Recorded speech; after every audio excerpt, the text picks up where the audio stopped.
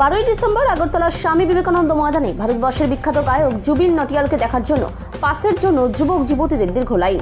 আগামী 12ই December unity promo ফেস্টের শেষ দিনে ইতিমধ্যেই সেজে উঠছে আগরতলার স্বামী বিবেকানন্দ ময়দান।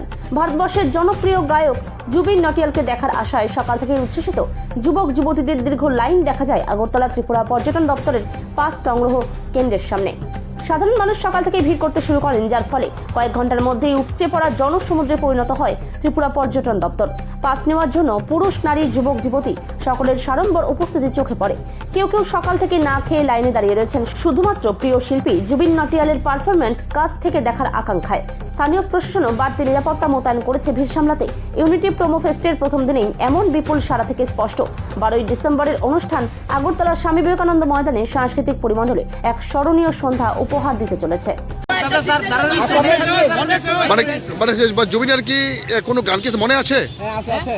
জুবিনের একটা গাও না গাও।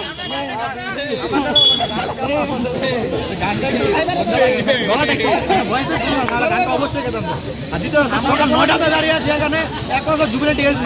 জুবিন জিন্দাবাদ, জুবিন জিন্দাবাদ, জুবিন 12 তারিখ আগরতলা স্বামী বিবেকানন্দ ময়দানে পারফর্ম করছে।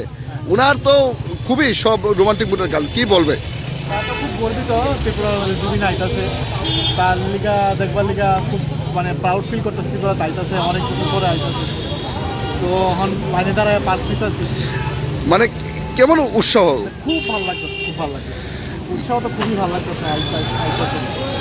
মানে জুবিনের কোনো গান কি মনে আছে? না, গান তো এখন মনে নেই।